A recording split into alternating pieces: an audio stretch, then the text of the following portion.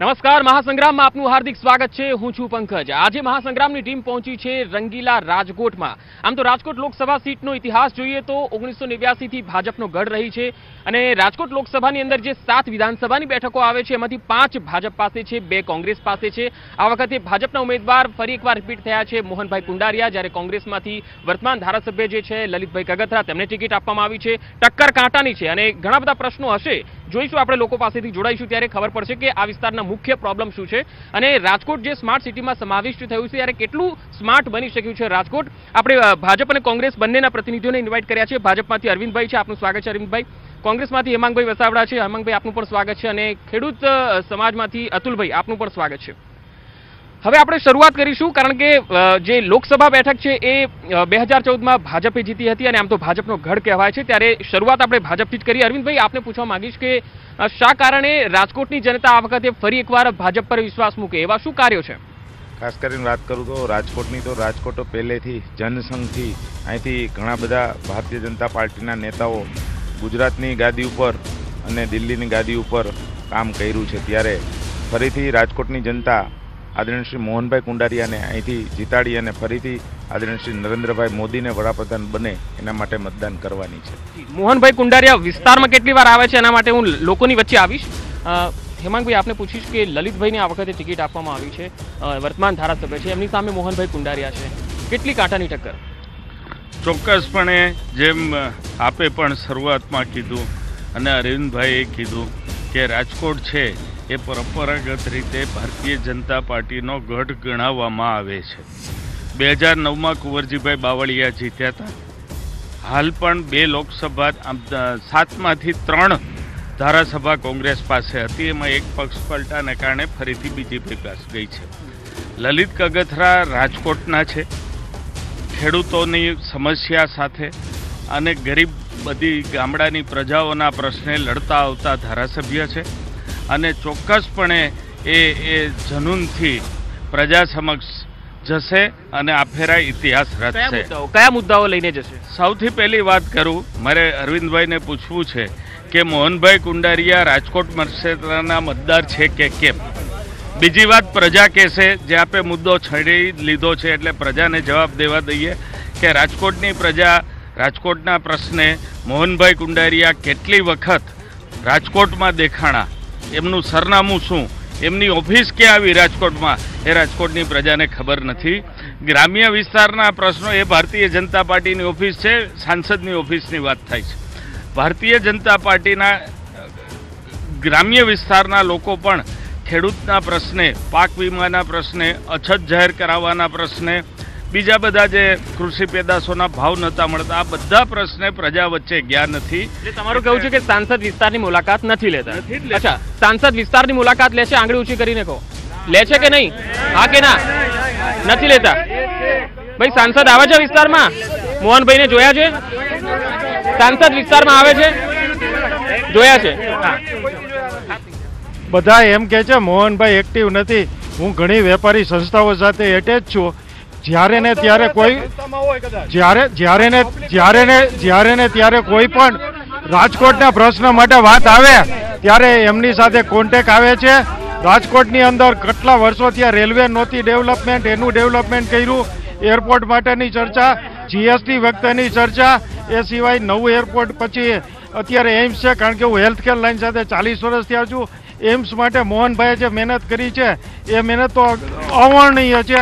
આ સિવાયના વેપારીને લગતા કોઈ પણ તમે કહો છો આવે છે, તમે કહેતા હતા કે નથી આવતા? કોઈ દી જોયા જ નથી અમે, મતદાર ચૂંટાઈ ગયા પછી કોઈ દિવસ અમે જોયા જ નથી એને।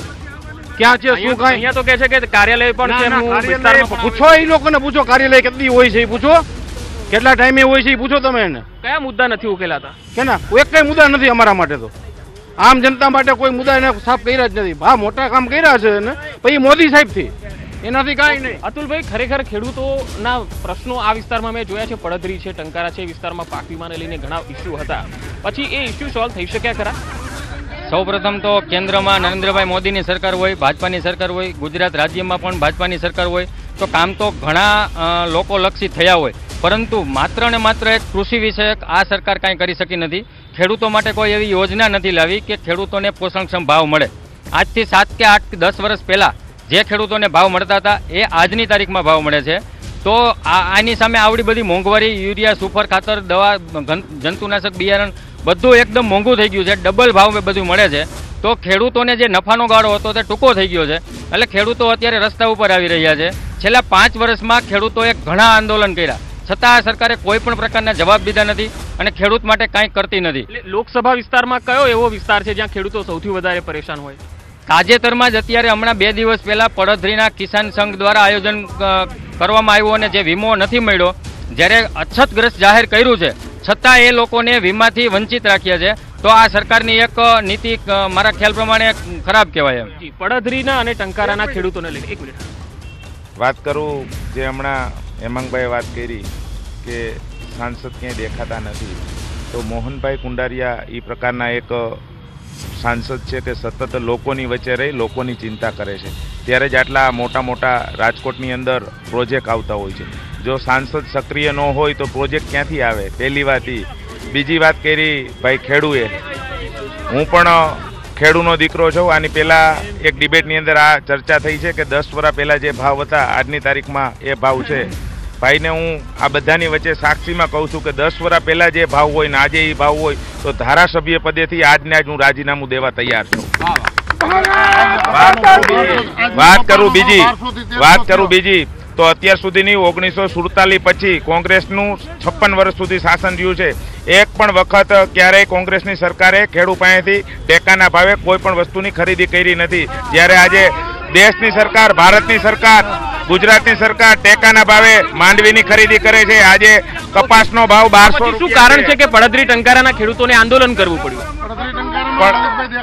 પડધરી ટંકારામાં લલિતભાઈ કગથરા ક્યારેય દેખાણા જ નથી અને એના હિસાબે અહીંયાના ખેડૂત નારાજ છે. વાત કરું, સરકાર રાજ્યની સરકાર તો તમારી છે, સાંસદ તો તમારા છે. વાત કરી હમણાં મતદાનની કે મોહનભાઈ કુંડારિયા છે એ મોરબીના મતદાન કરે છે, રાજકોટમાં નથી કરતા. તો લલિતભાઈ કગથરા છે ને એ રાજકોટમાં રહે છે અને પડધરી ટંકારાના એ ધારાસભ્ય છે. તમે શું કહો છો? મારે માત્ર ને માત્ર એટલું કહેવું છે કે મોહનભાઈ કુંડારિયા છે એ રાજકોટના સદંતર નિષ્ફળ રહેલા સાંસદ સભ્ય છે. તેઓએ રાજકોટને કોઈ પણ એક પણ જાતનું કામ કર્યું નથી. તેઓ સૌપ્રથમ એવું કીધું કે રાજકોટમાં હું સંસદ સભ્ય થયો એટલે રાજકોટ દિલ્હીની ફ્લાઇટ એને મંજૂર કરાવી. પરંતુ તમે જોઈ લેજો 14/12/2013 રોજ કુંવરજીભાઈ બાવળિયા કોંગ્રેસના સંસદ સભ્ય હતા, ત્યારે રાજકોટ દિલ્હીની ફ્લાઇટ કોંગ્રેસે મંજૂર કરાવેલ છે. રાજકોટની સીધી દિલ્હીની કોંગ્રેસે બધું કરાવ્યું છે એવું કેવું છે? કરાઈ રહેલા ટ્રેન કુંવરજીભાઈના શાસનમાં કરાવી. આપણે અહીંથી રાજકોટથી દિલ્હી જવા માટે કુંવરજીભાઈ તો સાચવી ના શક્યા તમારું પાર્ટી, તો બીજેપી કુંવરજીભાઈ વયા ગયા. એ તો આ લોકો ગમે એમ કરીને ખરીદી લે, પૈસા એની પાસે. અમે તો કડકા વયા કેમ ના જાય? પણ પૈસાના જોરે ખરીદી લે છે ભાજપ. જેની પાસે સત્તા છે, પૈસા છે. કુંવરજીભાઈ તો એવું કહેતા હતા કે હું પાર્ટીમાં રહ્યો પણ પાર્ટીમાં રહીને જનતાના પ્રશ્નો સોલ્વ નતા થતા. અહીંયા કુંવરજીભાઈ એટલે કોંગ્રેસ ને કોંગ્રેસ એટલે કુંવરજીભાઈ પણ લઈ ગયા. શું કરી?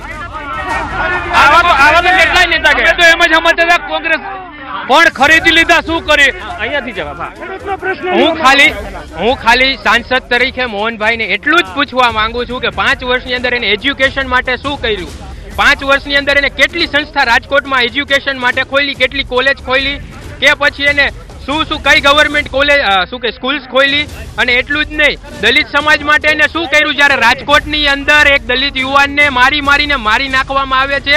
એટલું જ નહીં, પણ નરેન્દ્રભાઈ મોદી સરકાર એટલું એમ કહે છે કે મારા દલિતોને મારોમાં ભાઈ એમ કરીને રોવા બેસે છે. તો આવા લાચાર અને આવા બેબસ પ્રધાનમંત્રીની હવે રાજકોટ સહિત આખા દેશને કોઈ જ જરૂર નથી.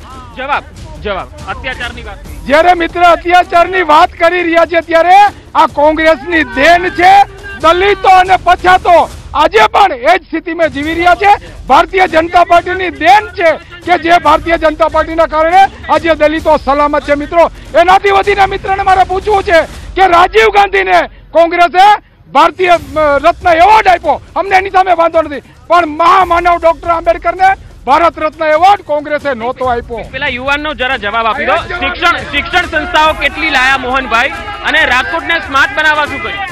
મોહનભાઈ એક સક્રિય કાર્યકર્તા છે, નાનામાં નાના કાર્યકર્તાને મળે છે અને ભારતીય જનતા પાર્ટીનું માપદંડ છે કે સક્રિય કાર્યકર્તા હોય તો જે રિપીટ થાય એમ કે પ્રકારે ભારતીય જનતા પાર્ટીની અહીંયા ખેડૂતોનો પણ પ્રશ્ન છે. હા, તમે શું કહો છો? મારે આ બાજુમાં ખંભાળા ગામ મારું છે, હું માર્કેટ યાર્ડનો મોટો વેપારી છું. અરવિંદભાઈ એમ કહેતા હતા કે ખેડૂતના રાજમાં કોંગ્રેસના ભાવ ન મળતા. ગયા વર્ષે 650 ની મગફળી આખી દિવાળી સુધી જૂની ખોલતી નથી. 600 રૂપિયાના ચણા, 900 રૂપિયાના કપાસ, અને છેલ્લા 10 થી ત્યાં આપણા મુખ્યમંત્રી હોય કે આપણા કેબિનેટ મંત્રી હોય, એક સંસદ હોય, ગામડામાં જવાનો કોઈનો રાઈટ નથી. છેલ્લા 10 થી ત્યાં બધી જર્સીમાં 200 વૈતા. તો અત્યારે સુધી આ નેતા ક્યાં ગયા હતા ખેડૂત માટે? અરવિંદભાઈ જવાબ આપશે હવે. લોકોની વચ્ચે જવાબ એ આપું. ટેકાના ભાવે મગફળી ખરીદી છે લગભગ 5 લાખ કરોડ કરતા વધારે પૈસાની ખેડૂની મગફળી ગયા વર્ષે પણ ખરીદી હતી, આ વર્ષે પણ ખરીદી કરી છે. વાત કરું ચણા કપાસ તો બધું ટેકાના ભાવે ખરીદી સરકાર કરે છે, ગુજરાત રાજ્યની સરકાર ખરીદી કરે છે. એ ભાઈને ખબર ન હોય તો એને કહી દઉં.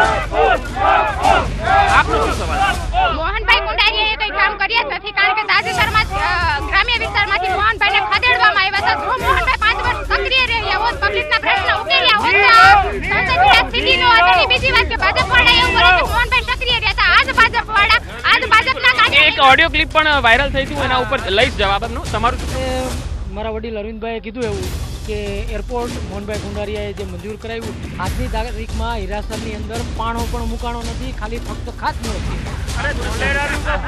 ઢોલેરાનું તો પૂછો, અહીંયા એરપોર્ટ કેટલે પહોંચ્યું? માંડવીના ઢેફાનું પૂછો, માંડવીના ઢેફા કેટલા નીકળ્યા એ તો પૂછો.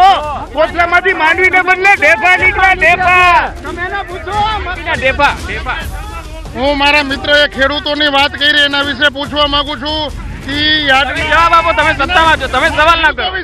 કે માર્કેટિંગ યાર્ડના ડિરેક્ટર છે, માર્કેટિંગ યાર્ડ એક ખેડૂતની સંસ્થા છે. ખેડૂતો માટે યાર્ડમાં શું સુવિધા આપે છે એને હું પૂછવા માંગુ છું. યાર્ડની સંસ્થા લોકોએ ભેગા થઈને પતાવી દીધી, યાર્ડને લૂંટી નાખ્યું, સાફ કરી નાખ્યું. અને હેમાંગભાઈ આ જવાબ યાર્ડની ભેગા થઈને પતાવી દીધું.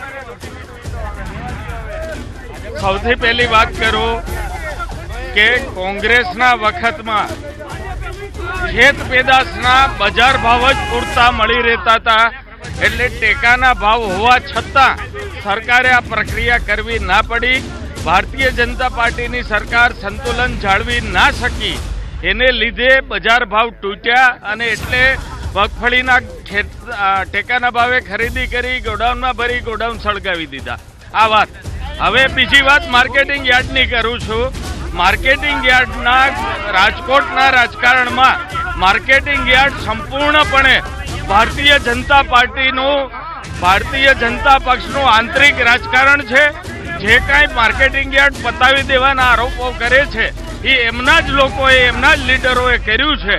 એટલે વાત કરું જે હમણાં મગફળીના ગોડાઉનની વાત કરી, તો મગફળીના ગોડાઉનની અંદર પછી બારદાન કાંડની અંદર સંપૂર્ણપણે એક જ વ્યક્તિનો હાથ છે અને કોંગ્રેસના પૂર્વ પ્રમુખ છે પડદરી તાલુકા પંચાયતના મગનભાઈ ઝાલાવાડિયા. બધાને ખબર છે, હજી હમણાં જ છૂટીને બહાર આવ્યા છે, એટલે વધારે એ બારામાં કાંઈ નથી કેવું. કોંગ્રેસના બધા મિત્રોને ખબર છે. પાછળથી જવાબ. હા, પાછળથી શું કહેવા માંગો છો? હું એટલું કહેવા માંગુ છું, મારા મિત્રએ જે કીધું કે મગન ઝાલાવાડિયા ઠીક હોય, કેન્દ્રમાં તમે છો, રાજ્ય સરકાર તમારી છે, જે કોઈ ગુનેગાર હોય એને પકડીને પૂરી દો. બરોબર. હું તમામ જામીન ઉપર દો. જામીન શું કામ દેવા છે? જામીન દેવા શું કામ જોઈએ છે? રાખો એના અંદર. સરકાર તમારી છે, કેન્દ્રમાં તમે છો, તો જામીન શું કામ આપો? જે કાંઈ કાયદેસરની કાર્યવાહી થાય એમાં કોર્ટ ઉપર ક્યારે કોઈ જઈ નથી શકતું. અમે આ દેશના બંધારણને સારી રીતના ઓળખી છીએ અને એનું સન્માન કરી છે. કોર્ટ જે કાંઈ નિર્ણય લેતો હોય માથા ઉપર હોય છે, કોર્ટે એને છોડી દીધા. કોર્ટના નિર્ણયની વાત કરી રહ્યા છે. ખરેખર ખેડૂતોના પ્રશ્નો બંને પાર્ટીઓ કેટલી ગંભીર છે? બંને પાર્ટીઓ વાતો બધી કરે છે, પણ જે ખેડૂતોને હકીકતમાં જરૂરિયાત છે દેતી નથી. જ્યારે ટેકાના ભાવની ખરીદીની વાત અરવિંદભાઈ કરી રહ્યા છે, પડતરી તાલુકામાં 36,000 ખેડૂતો ખાતેદાર છે. એની સામે 2158 ખેડૂતોની મગફળી લેવામાં આવી. ત્યારબાદ રાજકોટ અને લોધિકા તાલુકામાં પણ 2300 અને 2200 ખેડૂતોની મગફળી લેવામાં આવી. તો આવડી મોટી મગફળીનું ઉત્પાદન થયું, તો એની સામે 2158 ખેડૂતોની મગફળી લીધી છે, તો કાંઈ એને કોઈ એવી મોટી વાત નથી કરી નાખી. સરખો બધાને ન્યાય મળવો જોઈએ. જ્યારે અમે ભાવાંતર યોજનાની માગણી કરી હતી, એ આપણા માનનીય કૃષિ મંત્રી RC ફળદુ સાહેબે એવું કીધું હતું કે ભાવાંતર યોજનાથી ગુજરાતમાં ખેડૂતોને નુકસાની જાય છે. જો નુકસાની જતી હોય તો એમપીમાં જ્યારે એની સરકાર હતી ત્યારે ભાવંતર યોજના એમપીમાં લાગુ કરી હતી. નુકસાની જતી તો ત્યાં એ યોજના શું કામ લાગુ કરી હતી? મારે અરવિંદભાઈ રિયાણી પોતે ખેડૂત છે, હું એક ખેડૂત છું. મારે એક પ્રશ્ન કરવો છે. 2014માં મગફળીનો શું ભાવ હતો, 2014માં કપાસનો શું ભાવ હતો અને બીજી ખેત ઉત્પાદકોનો શું ભાવ હતો ને અત્યારે શું છે, એ ખાલી એનો જવાબ આપી દે બરાબર, એટલે બધી એને ખબર પડી જશે. એમને ખબર છે પેલા 2014માં શું ભાવ હતો બરાબર, અત્યારે શું ભાવ છે, અત્યારે ખાલી એનો મને જવાબ આપે. 2014ની અંદર 750 થી 800 રૂપિયા ભાવ હતો મગફળીનો. મગફળીની વાત કરું છું, મગફળીની વાત કરું છું, મગફળીની વાત કરું છું. 2014માં કોંગ્રેસ સરકારમાં ટેકાના ભાવ 1200 રૂપિયા લેખે ખેડૂતને મળતા હતા, ત્યારે પણ આ લોકો વિરોધ કરતા હતા. જ્યારે અત્યારે એને ટેકાના પૂરતા ભાવ નથી મળતા ત્યારે એ લોકોને પેટમાં કેમ મૂકે છે? અરવિંદભાઈ, મારો એક સવાલ છે, જ્યાં એક મહિલાએ પણ એક સવાલ ઉઠાવ્યો હતો કે મોહનભાઈ હમણાં એક ગામમાં ગયા હતા અને ગામમાં પાક વીમાને લઈને એક વ્યક્તિ રજૂઆત કરવા આવ્યા ત્યારે એમણે ચાલતી પકડી હતી. આ કેવી રજૂઆત, આ કેવા સાંસદ? કોઈ પણ જગ્યાએ કોઈ પણ, ચાહે ભાજપના હોય ચાહે કોંગ્રેસના હોય, કોઈ પણ નેતાને રજૂઆત કરવી હોય તો રજૂઆત કરવાની એક વ્યાખ્યા હોય છે. માન સન્માન સાથે રજૂઆત કરવાની હોય છે. કોઈને ઉતારી પાડવા અને એમ કેમ બોલવું એ વ્યાજબી ન કહેવાય. અને મોહનભાઈ એ જ વાત કરી હતી કે તમારે રજૂઆત કરવી હોય મારી તૈયારી છે, પણ રજૂઆતની ભાષામાં તમે કરો. એમણે એવું કીધું હતું કે એ તો રાજ્ય સરકારનો વિષય છે, મારામાં ન આવે. ખરેખર રાજ્ય સરકારનો જ વિષય છે, કારણ કે ક્રોપ કટિંગ ને એ બધું રાજ્ય સરકાર જ કરાવતી હોય છે. અને જે તે વિસ્તારની અંદર ક્રોપ કટિંગ થતું હોય અહીંયા ધારાસભ્ય છે, ચૂંટાયેલા તાલુકાના જિલ્લાના પ્રતિનિધિ હાજર રહેતા હોય છે. બીજું એની અંદર મારો કહેવાનો મતલબ એ છે કે જ્યાં પાક વીમો ન મળ્યો હોય અને એ સાંસદને રજૂઆત કરતા હોય તો સાંસદ એ લોકો વતી રજૂઆત તો કરી શકે ને સરકારને? કરી જ હોય ને રજૂઆત. અહીંયા જે આ બનાવ બન્યો એ લલિતભાઈ કગથરાનો જ વિસ્તાર છે અને એ વિસ્તારની અંદર જ આ બનાવ બન્યો છે, તો ધારાસભ્ય તરીકે સક્રિય નથી, આ એનું પુરાવો છે. દરેક બાબતમાં ભારતીય જનતા પાર્ટીના મારા મિત્રો જ્યારે ખોટા હોય, જ્યારે જવાબ ન આપી શકે ત્યારે કોંગ્રેસ ઉપર ઢોળી દે છે. જો લલિત કગથરાનો વિસ્તાર હોય તો મોહન કુંડારિયાનો વિસ્તાર નથી, સાંસદ છે, એટલે એમની જવાબદારીમાંથી છટક્યા છે. લોકપ્રતિનિધિને ન છાજે એવું વર્તન કર્યું છે અને અત્યારે અરવિંદભાઈ એનો લૂલો બચાવ કરી રહ્યા છે. અહીંયાથી હા, તમે શું કહો છો? છેલ્લા રાજકોટમાં આપણે 10 વર્ષથી ભાજપ સરકાર આવે છે, મુખ્યમંત્રી બનાવે છે. ગોંડલ રોડથી આપણે આજીડેમ રોડ રહ્યો જે આપણે ગોંડલ રોડ ચોકડી ગ્રીનલાઇન ચોકડી લાઇટ રાતે હોતી નથી. આ કોનામાં વિકાસ થતો નથી. અને છેલ્લા ઘણા સમયથી ભાજપ સરકાર છે ગુજરાતમાં, ત્યારથી તલાટીમાં પોલીસ કોન્સ્ટેબલ કૌભાંડ થાય છે. આ કોના કૌભાંડ થાય છે બરોબર, એક્ઝામ દેવાનું થાય, વિદ્યાર્થી હેરાન થાય છે. ચોકીદાર ચોર છે, મુદ્દો બોલો, ખાલી સૂત્રોચ્ચાર કરવાથી કઈ નહીં થાય. મારે રાષ્ટ્રવાદની વાત આ ભાજપ બહુ પોકારીને ડંકાની ચોટ ઉપર કરે ત્યારે એને એટલું જ પૂછવું છે, જ્યારે સંવિધાન જગાવવામાં આવ્યું, આપણે ભારતનું સૌથી અમૂલ્ય વસ્તુ કહેવાય એવું સંવિધાન આપણું જગાવવામાં આવ્યું, એ લોકો ઉપર રાજદ્રોહ નથી થતો. હાર્દિક પટેલ રાજદ્રોહ, હાર્દિક કનૈયા, આ બધાનો તમે બેકગ્રાઉન્ડ તપાસ કરો પછી ખબર પડશે. બીજી વસ્તુ, બીજી ડેવલપમેન્ટની વાત ચાલે છે છેલ્લા એક અઠવાડિયાના પ્રશ્નો જુઓ. યુનિસેન બિલ્ડરની હારેની સારગાંઠ રાહુલની નીકળી. આ બધાએ જેટલી વાત કરી હું અલગ રીતે જ વાત કરીશ કે મોહનભાઈની નિષ્ક્રિયતા વિશે આ લોકો જે બોલે કોંગ્રેસ વાળા, મોહનભાઈ 1 કરોડ રૂપિયા સિવિલ હોસ્પિટલને 1 વર્ષમાં આપ્યા છે એનો હું સાક્ષાત પુરાવો છું. અને બીજી વાત એ કે ત્યાં 6 માળનું નવું બિલ્ડિંગ હમણાં સિવિલ હોસ્પિટલમાં બનાવ્યું, જનાના હોસ્પિટલ, એમાં પણ ત્યાં 6-7 માળનું બિલ્ડિંગ બનાવ્યું. આ બધી ગ્રાન્ટો મોહનભાઈની રજૂઆત અને મોહનભાઈથી જ આ ગ્રાન્ટ થી જ આવી છે.